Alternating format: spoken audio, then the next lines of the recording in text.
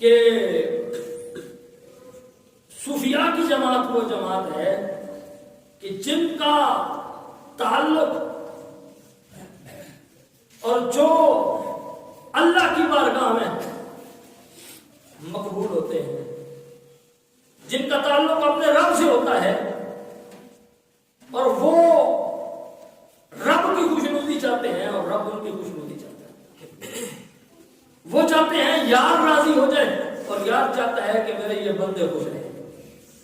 ان کو اس لیے حضرت بابا فرید نے فرمایا، جب پوچھا گیا کہ بھائی کیسے سونا بنی، میں نے پچھلی بار بھی بتایا، تو آپ نے یہی فرمایا تھا کہ 40 سال فرید الدین مسعود گنج شکر نے اس طرح گزارے ہیں کہ رب جو کچھ کہتا رہا میں کرتا رہا، اب 40 سال ہو گئے ہیں جو فرید کہتا ہے وہ رب کر دیتا ہے۔ تو پہلے اپنے آپ کو یار کی رضا میں راضی کر کے دیکھو تو صحیح۔ اقبال نے کہا تھا قلندر لاہوری نے کہ خود ہی کو کر بلند اتنا کہ ہر تقدیر سے پہلے خدا بندے سے خود پوچھے بتا تیری رضا کیا ہے۔ میں خود اپنے آپ کو اس مقام پر لے کر تو جانا، اتنی اونچی پرواز تو کر، اور حضور کی شریعت میں اتنا رنگ جا کہ اس مقام پر چلا جا کہ تجھے کہنے کی ضرورت نہ پڑے، وہ خود پوچھے کہ بتا تو کیا چاہتا ہے، تیری مرضی کس کے اندر ہے، جس کے اندر تو راضی ہے ہم ویسا کر لیں گے۔ بات بتانے کا مقصد یہ ہے کہ اپنے رب کو منانے کا بھی ایک طریقہ ہوتا ہے، ایک ڈھنگ ہوتا ہے، سلیقہ ہوتا ہے۔ آج ہم بس صرف کرامتوں کے پیچھے پڑ گئے ہیں، ہمیں اولیاء کاملین کی تعلیمات دیکھنی پڑے گی، ان کا عمل دیکھنا پڑے گا، اور جب تک ان کے عمل کے اندر اپنے آپ کو نہیں رنگیں گے۔ حضرت غوث پاک رضی اللہ تعالیٰ عنہ آپ کی جو تعلیمات ہیں ان کو اگر دیکھا جائے، حضرت ابو یعقوب ایک اللہ کے ولی گزرے، میں ان کی بات کر کے پھر میں آپ کو سمجھاتا ہوں۔ تو آپ سے پوچھا گیا کہ تصوف ایسی حالت کا نام ہے جس کے اندر انسانی علامتیں فنا ہو جاتی ہیں۔ ہوتا بندہ انسان ہے لیکن دیکھنے والوں کو وہ انسان نہیں لگتا، فرشتہ لگتا ہے۔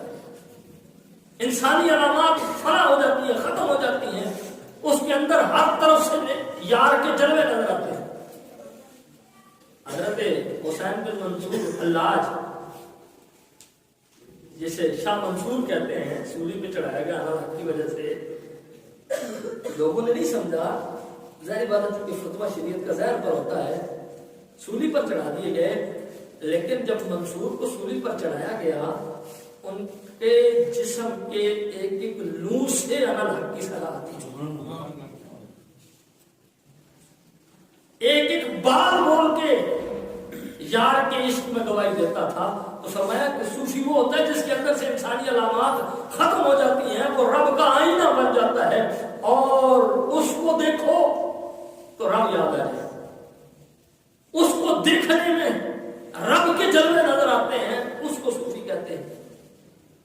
اور کسی نے بڑی خوبصورت بات بیان کی، تعریف بیان کی، الصوفی والذی فی وجہہ حیاء، صوفی اس کو کہتے ہیں جس کے چہرے میں حیا ہو۔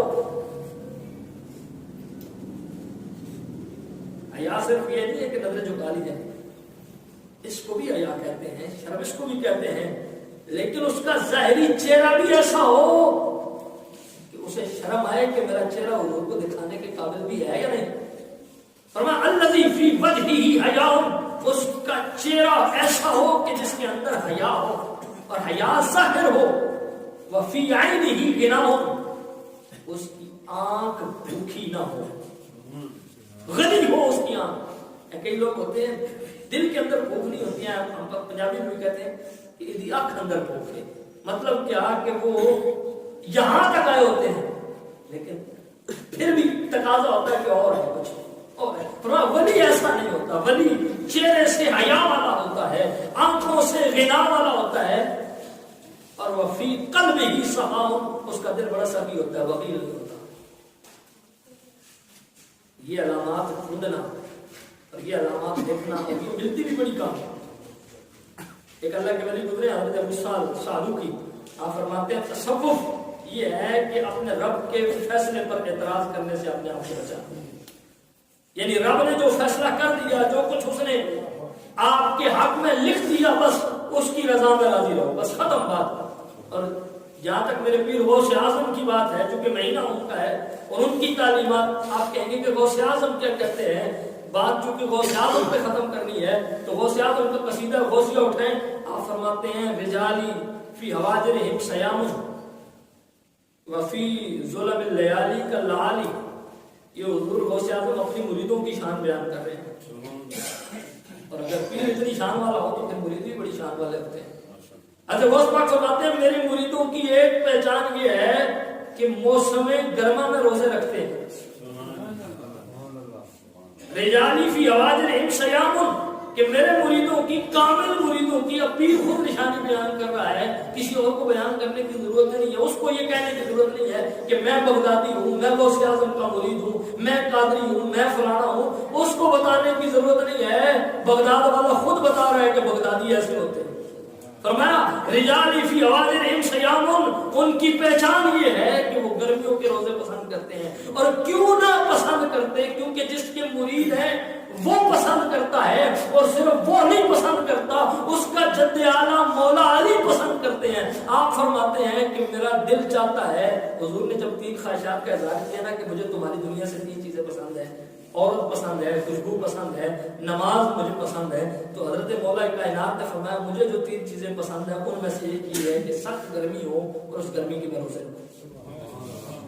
اب چونکہ بیٹا ہے مولا علی کا غوث اعظم اور نجیب الطرفین سید ہے, آپ فرماتے ہیں مجھے خود بھی گرمیوں کے روزے پسند ہیں, اور میرا کامل مرید وہ ہے جو سردیوں کے چھوڑ دے. ہم اسے مرید نہیں کہتے, ہم تو اس کو مرید کہتے ہیں. سردیاں تو سردیاں رہی, جو گرمیوں کے روزے بھی پسند کرتا ہے. اور اگلی بات یہ کہ فرمایا کہ اور راتوں کی تاریکی میں عبادت کی روشنی سے وہ موتیوں کی طرح چمکتے ہیں, یعنی ان کی راتیں رب کی عبادت میں گزرتی ہیں. اور یہ غوث اعظم قرآن کی اس آیت کی تفسیر بیان کر رہے ہیں جو اللہ تعالیٰ نے 19ویں پارے میں بیان کی, اللہ کے ولیوں کی نشانی بیان کرتے ہوئے. فرمایا وعباد الرحمن الذین یمشون علی الارض ہونا واذا خاطبهم الجاہلون قالوا سلاما. اللہ کے ولیوں کی نشانی یہ ہے کہ وہ اکڑ کر مغروروں کی طرح نہیں چلتے, چھپ کر عاجزی کے ساتھ زمین پر قدم رکھتے ہیں. جب جاہلوں سے مخاطب ہوتے ہیں تو دور سے کہتے ہیں قالوا سلاما, دور سے سلام کر دیتے ہیں. والذین یبیتون لربهم سجدا وقیاما. اللہ کے ولیوں کی پہچان یہ ہے کہ ان کی راتیں رب کے اندر, رب کی بارگاہ کے اندر قیام کرتے ہوئے یا سجدے کرتے ہوئے. اب یہ بات غوث اعظم کے اندر کیوں نہ آتی؟ بابا وہ ہیں غوث اعظم کے جو گرمیوں کے روزوں کو بڑا پسند کرتے ہیں, اور غوث اعظم کی ماں وہ فاطمہ ہے کہ جس کا ایک سجدہ بھی پورا نہیں ہوتا سردیوں کی راتوں میں. میرے مریدوں کی یہ پہچان ہے اور ان کی یہ نشانی ہے کہ وہ گرمیوں کے روزے پسند کرتے ہیں, رات کو جاگ کر رب کی عبادت کرنا پسند کرتے ہیں. اور بعض نے اس شعر کی تشریح میں لکھا, یہ غوث اعظم کی قصیدہ غوثیہ میں ہے, اس شعر کی تشریح کے اندر لکھا کہ گرمیوں کے روزے پسند کرتے ہیں اور سردیوں کی رات میں جاگنا پسند کرتے ہیں. کیونکہ گرمیوں کے روزے رکھنا مشکل ہے, سردیوں کی رات میں جاگ کر عبادت کرنا. ایک تو رات بڑی ہوتی ہے, اوپر سے سردی ہوتی ہے. اسی لیے فرمایا گیا, صوفیاء کرام فرماتے ہیں گرمیوں کے وضو کی وجہ سے, گرمیوں کے وضو کی نسبت سردیوں کے وضو کا زیادہ ثواب ہے. وجہ کیا ہے؟ گرمی میں بندہ انجوائے کرنے کے لیے جسم ڈھیلا کر لیتا, ٹھنڈا کر لیتا, چلو جی وضو کرو, جسم بھی ٹھنڈا ہو جائے گا, عبادت بھی ہو جائے گی, اپنا کام بھی نکل جائے گا, نماز پڑھ لیں. لیکن سردیوں کے اندر بغیر کسی حاجت کے عبادت کے وضو کرنے کے پانی کے قریب جانے کا دل کرتا ہے, چاہے گرم ہی کیوں نہ ہو. گرم پانی بھی جسم کو لگانے کا دل نہیں کرتا. فرمایا جو سردیوں کا وضو ہے, سردی کے اندر وضو, اس کا اجر گرمی کے وضو کے اندر کی نسبت زیادہ ہے. تو اس لیے غوث اعظم فرما رہے ہیں کہ میرے مرید کی یہ نشانی ہوگی کامل. اب جس کے مرید گرمیوں کے روزے پسند کرتے ہیں, ساری رات جاگ کر قیام کرتے ہیں, اس پیر کی عبادت کا عالم کیا ہوگا, اس کے تقوی اور طہارت کا عالم کیا ہوگا. پھر ایسا پیر جب نظر کرتا ہے تو نظر بعد میں اٹھتی ہے, غوث اعظم پہلے بنا دیتا ہے. پھر غوث اور قطب ابدال کلندر پھر پہلے بن جاتے ہیں, نظر بعد میں اٹھتی ہے. ان کے ہاتھ دعا کے لیے بعد میں اٹھتے ہیں. ایسے غوث اعظم کی پھوپھی ہیں, بات ختم کر رہا ہوں, آپ کی پھوپھی ہیں, غوث اعظم نہیں, غوث اعظم کی پھوپھی, یہ پورا گھرانہ ہی اللہ کا ولی پھوپھی تھی, وہ بڑی اللہ کی ولیاں تھی. ایک دن بغداد والوں نے آ کر کہا جی بارش نہیں ہو رہی, تو اللہ کی ولیاں تھی, چونکہ اللہ کی بات انہوں نے مانی, رب پھر ان کی مانتا ہے. آپ اٹھی, آپ نے اپنے سین کے اندر چاڑو دینا شروع کر دیا. ہوتے ہوتے چاڑو لگا, کچا سین تھا, مٹی اڑنی شروع ہو گئی.